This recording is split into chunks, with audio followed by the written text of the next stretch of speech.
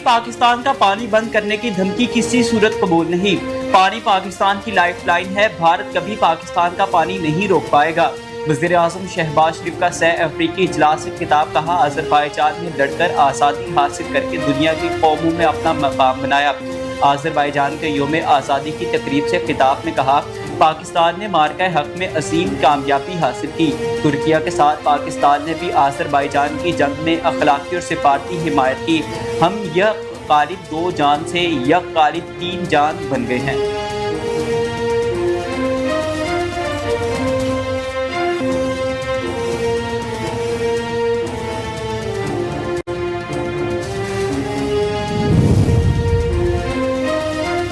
پاکستان کا ترکیہ نے آزادی کی جنگ میں آذربائیجان کا بھرپور ساتھ دیا۔ آذربائیجان کے صدر الہام علیوف کا کہنا تھا کہ 107 سال پہلے آذربائیجان پہلا آزاد مسلم ملک بنا جس پر 7 سال بعد روس نے قبضہ کیا۔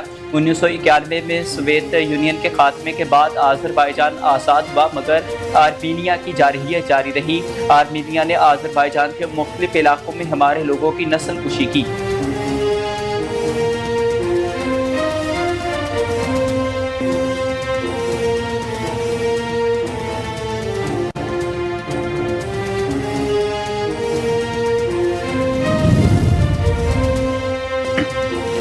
بھارت نے حالیہ کشیدگی میں پاکستان کی مکمل حمایت کرنے والے ترکیہ اور آذربائیجان کے صدور کی جانب سے ایک بار پھر پاکستان کی حمایت کا اعادہ کیا۔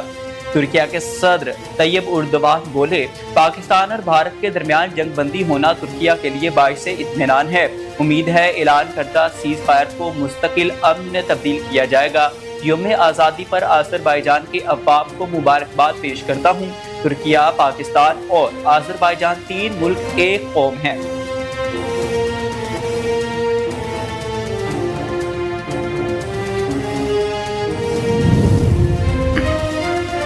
عازری صدر نے پاکستان میں $2 ارب کی سرمایہ کاری کا اعلان کر دیا۔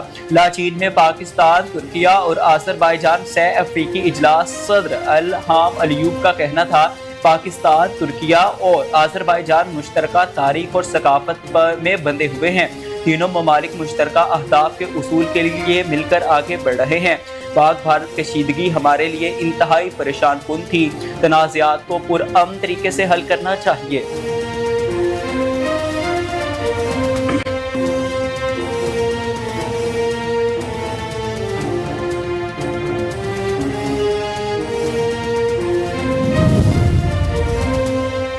مودی کی تقریر اشتعال انگیز، غیر ذمہ دارانہ ہے۔ پانی کو ہتھیار بنانے کا بیان عالمی اصولوں کی کھلم کھلا خلاف ورزی ہے۔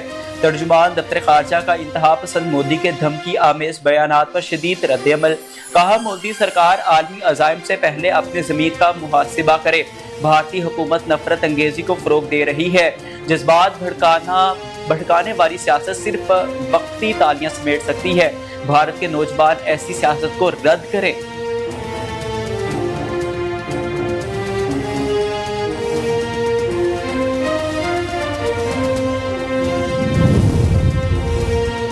فیلڈ مارشل سید آصف منیر کی آذربائیجان کے وزیر دفاع سے ملاقات، باہمی دلچسپی کے امور اور علاقائی سلامتی کی صورتحال پر تبادلہ خیال۔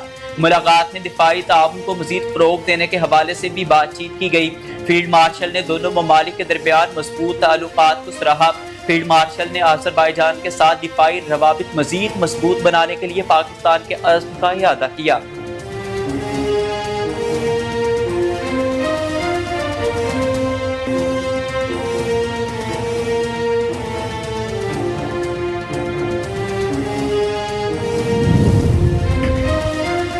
صدر مملکت کی قوم کو یوم تکبیر پر مبارکباد، کہا ذوالفقار علی بھٹو نے ملکی دفاع کو ناقابل تسخیر بنایا۔ ایٹمی طاقت کا حصول قوت کے ذریعے امن قائم رکھنے کا دانشمندانہ فیصلہ تھا۔ پاکستان کی ایٹمی صلاحیت امن کی ضامن ہے۔ پاکستان جنگ کا خواہاں نہیں، پرامن بقائے باہمی اور عالمی قوانین کے احترام کے اصولوں پر کاربند ہیں۔ بھارتی جارحیت پر پاکستان نے تصویراتی تحمل اور امن کے عزم کا مظاہرہ کیا۔ یوم تکبیر قوم کے اتحاد اور اپنی آزادی اور خود مختاری پر سمجھوتہ نہ کرنے کے اعلان کا دن ہے۔ وزیر اعظم شہباز شریف نے کہا کہ آج کے دن عہد کرتے ہیں کہ پاکستان کو ایک معاشی قوت بنا کر دنیا میں حقیقی مقام دلائیں گے۔ نواز شریف نے ملک کو ایٹمی قوت بنایا۔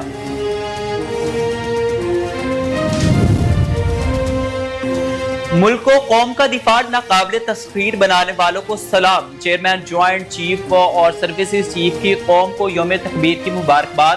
یوم تکبیر اس موقع کی یاد دلاتا ہے کہ جب پاکستان ایک جوہری طاقت کے طور پر ابھرا، تاریخی کامیابی قوم کے عزم، اتحاد اور پرامن وجود کے لیے جستجو کی مظہر ہے۔ پاکستان کی اسٹریٹجک صلاحیت ایک قومی امانت ہے جو عوام کی امنگوں کی عکاسی کرتی ہے۔ ISPR کے مطابق یہ دن خود مختاری اور علاقائی سالمیت کے تحفظ کے لیے پاکستان کے ثابت قدم عزم کو اجاگر کرتا ہے۔ وفاقی وزیر داخلہ محسن نقوی کی یوم تکبیر پر قوم کو مبارکباد۔ کہا 28 مئی ہر پاکستانی کے لیے باعث افتخار اور قابل فخر دن ہے۔ عالمی دباؤ کے باوجود دھماکے کرنا جرأت کی اعلیٰ مثال ہے۔ سائنسدانوں، افواج پاکستان اور سیاسی قیادت نے ناقابل تسخیر پاکستان کی بنیاد رکھی۔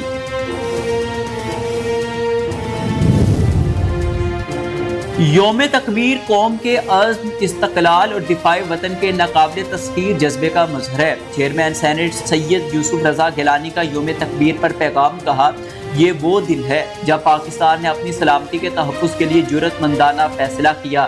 اس تاریخی سفر کا آغاز بانی ایٹمی پروگرام شہید ذوالفقار علی بھٹو نے کیا۔ یوم تکبیر ہمیں یاد دلاتا ہے کہ جب قوم متحد ہو تو وہ ہر چیلنج کا مقابلہ کر سکتی ہے۔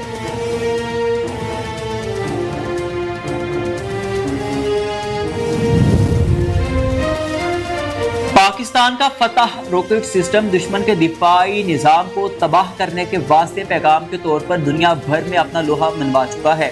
اللہ کی مدد سے پاکستانی افواج نے مارکہ بنیاد المرصوص میں دشمن کو منہ توڑ جواب دے کر دفاعی وطن کی نئی تاریخ رقم کر دی۔ دفاعی ماہرین اس بات پر متفق ہیں کہ فتح راکٹ سسٹم جیسے جدید ہتھیار پاکستان کے دفاع کے ضامن ہیں اور دشمن کے دفاعی نظام کو ناکارہ بنانے کی مکمل صلاحیت رکھتے ہیں۔ آپریشن بنیاد المرصوص کی کامیابی پر پاکستان کے نوجوانوں نے جدید موسیقی سٹائل میں انگریزی زبان میں نغمہ جاری کر دیا گیا۔ نغمے میں دشمن کو واضح اور ٹو ٹوک الفاظ میں پیغام دیا کہ ہم نہ صرف تیار ہیں بلکہ مکمل مہارت رکھتے ہیں۔ امریکہ میں پاکستان کے سفیر رضوان سعید شیخ نے کہا کہ جوہری خطے میں طبل جنگ بجانا غیر ذمہ دارانہ فعل ہے۔ بھارت توسیع پسندانہ عزائم کا اظہار کر رہا ہے۔ مسئلہ کشمیر جنوبی ایشیا کے عوام کی ترقی کی راہ پر میں رکاوٹ ہے۔ امریکی قیادت کے بروقت اور مؤثر کردار سے پاک بھارت جنگ بندی ہوئی۔ پاک بھارت کشیدگی کے بعد مسئلہ کشمیر ابھر کر دنیا کے سامنے آیا۔ دنیا کی توجہ کئی دہائیوں سے حل طلب مسئلے کی جانب مبذول ہوئی۔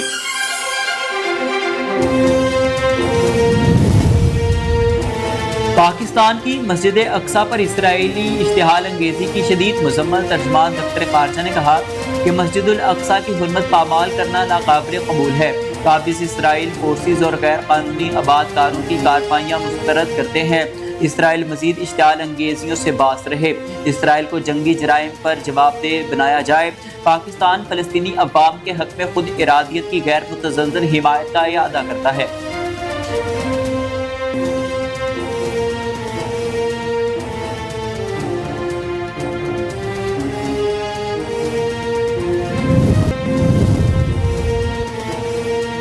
نریندر مودی ایک شکست خوردہ وزیر اعظم ہے۔ مودی اب صرف دھمکیاں دے سکتا ہے۔ وفاقی وزیر اطلاعات عطا اللہ طاہر نے کہا مارکہ حق میں فتح کے بعد پاکستان کی اہمیت بڑھ گئی ہے۔ وزیر اعظم کے دوست ملکوں کے دوروں سے اچھے اثرات سامنے آ رہے ہیں۔ پاکستان کی فتح کو پوری دنیا دیکھ رہی ہے۔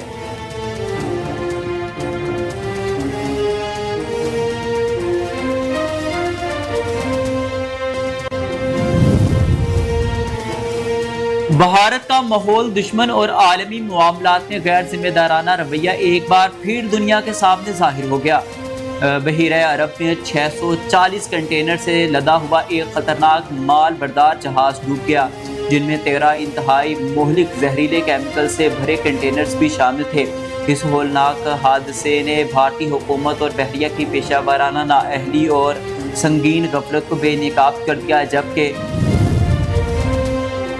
एलन मस्क की स्पेस एक्स कंपनी के स्टारशिप रॉकेट की 9वीं आजमाइशी परवाज भी नाकाम हो गई। स्टारशिप रॉकेट ने परवाज के 30 मिनट बाद ही खला में अपना कंट्रोल खो दिया और तयशुदा वक्त से पहले ही रॉकेट फजा में दाखिल हुआ, जिसके बाद रॉकेट बहरा हिंद में फट गया। अमेरिकी सदर डोनाल्ड ट्रंप ने कनाडा को अनोखी पेशकश कर दी। कहा, अगर कनाडा अमेरिका का हिस्सा बन जाए तो वो मिसाइल दिफाई सिस्टम गोल्डन डूम मुफ्त हासिल कर सकता है। अलबत्ता अगर कनाडा खुद मुख्तार रियासत के तौर पर बरकरार रहा तो इसे दिफाई सिस्टम का हिस्सा बनने के लिए 61 अरब डॉलर अदा करना होंगे। साइंसदानों ने इंडोनेशिया के साहिल के नीचे दफन एक ऐसी दरियाफ्त की है जो मुमकिन तौर पर इंसानों की तारीख को बदल सकती है। साइंसदानों को जावा और मदावरा के जजीरे के दरमियान मौजूद मदावरा स्ट्रीट में साहिल की रेत में दफन 1,40,000 बरस पुरानी कदीम इंसान की खोपड़ी दरियाफ्त हुई है।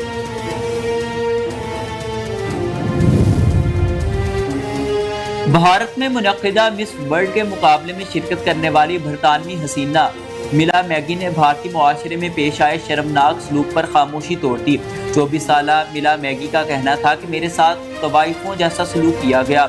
मुझे अमीर और उधेड़ उम्र मर्दों के साथ ज़बरदस्ती पूरा दिन गुजारने पर मजबूर किया गया, जैसे मैं उनकी तफरी का सामान हूँ। PSL में मारूफ गैर मुल्की स्पोर्ट्स प्रेजेंटर ईरान होलैंड पर पाकिस्तानी रंग चढ़ गया। ऑस्ट्रेलियाई स्पोर्ट्स प्रेजेंटर भी पाकिस्तान की दीवानी हो गई। इंस्टाग्राम पर चाय के स्टॉल पर बगैर पानी डाले दूध पत्ती चाय को बनाने और सीखने की वीडियो शेयर की, जिसने मद्दाहों के दिल में घर कर लिया। चाय बनने के बाद कस्टमर्स को पेश करती हुई नजर आई।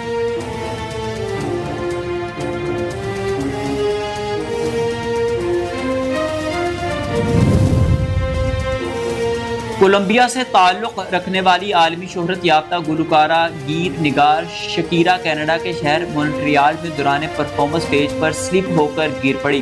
ताहम वो मुस्कुराते हुए फौरी तौर पर खड़ी हो गई, जिस पर उनके पुरस्तारों ने सोशल मीडिया पर उनके इस इक़दाम को सराहा, जबकि हॉल में भी नाज़रीन ने ज़ोरदार तालियां बजाकर उनकी प्रोफेशनलिज्म को सराहा। और शांगला में बेटों ने उम्र रसीदा बाप की दूसरी शादी की ख्वाहिश पूरी कर दी। सैफुल्लाह की पहली बीवी का इंतकाल 7 साल कबल हो गया था, जिसके बाद उन्होंने दूसरी शादी करने की ख्वाहिश का इजहार किया था, जिसके बाद उनके चारों बेटों ने मिलकर बाप की शादी करवाने का फैसला किया।